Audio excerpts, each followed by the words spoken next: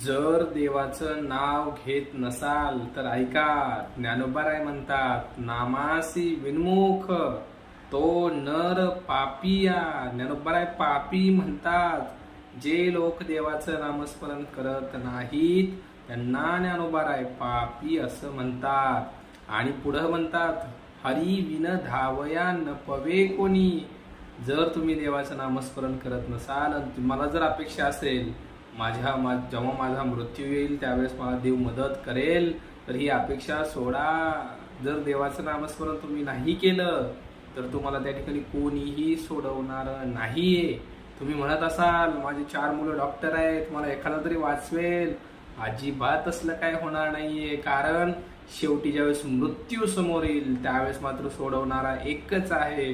तुका म्हणे तुला सोडविना कोणी आणि एका चक्रपाणी वाचवणी.